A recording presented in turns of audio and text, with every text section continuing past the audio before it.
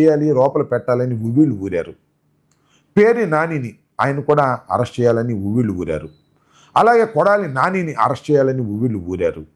అదేవిధంగా మరి జోగి రమేష్ గారి మీద కూడా కేసులు పెట్టారు. వాళ్ళ అబ్బాయిని అయితే జైలుకి పంపగలిగారు, కానీ మేము న్యాయస్థానాలని ఆశ్రయించడం వలన ప్రస్తుతానికి వాళ్ళు కూడా జైలుకి వెళ్ళకోకుండా ప్రస్తుతానికి ఆగారు. మరి రాబోయే రోజుల్లో మరి జైల్లో పెడతారేమో తెలియదు.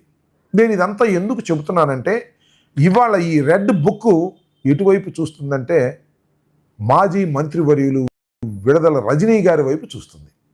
త్వరలోనే ఆమెను అరెస్టు చెయ్యాలి అనేటువంటి నిర్ణయానికి ఎర్ర బుక్కు రచయిత కూటమి ప్రభుత్వం నిర్ణయించుకున్నట్టుగా అర్థమవుతుంది.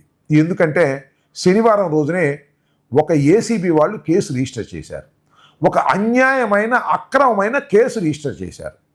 అదేమిటంటే విడుదల రజనీ గారు ఒక స్టోన్ క్రషర్ యజమాని దగ్గర, శ్రీ లక్ష్మీ బాలాజీ స్టోన్ క్రషర్ యజమాని ఎడ్లపాడులో ఆయన దగ్గర 2,20,00,000 రూపాయలు తీసుకున్నారని, ఆ రోజున విజిలెన్స్ ఎన్ఫోర్స్మెంట్ ఆఫీసర్గా ఉన్నటువంటి జాషువాకి 10 లక్షల రూపాయలు ఇచ్చారని, విడుదల రజనీ గారి మరిది అయినటువంటి గోపికి 10 లక్షలు ఇచ్చారని, 2 కోట్లేమో విడుదల రజనీ గారికి, చెరొక 10 వారిద్దరికి ఇచ్చారని నలుగురి మీద కేసు పెట్టారు. 4వ వ్యక్తి విడుదల రజనీ గారి పిఏ. ఇది ఇప్పుడున్నటువంటి పరిస్థితి. అంటే దీని అర్థం ఏంటి? త్వరలో విడుదల రజనీ గారిని అరెస్టు చేద్దాము అనేటువంటి ఒక ప్రయత్నం జరుగుతూ ఉంది.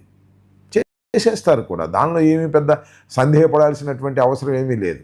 ఆ జాషువా అనే ఐపీఎస్ ఆఫీసర్ని కూడా చేసేస్తారు. ఇప్పుడు ఎందుకంటే ఒక ఐపీఎస్ ఆఫీసర్ని చేశారు, ఆయన బెయిల్ మీద వచ్చాడు.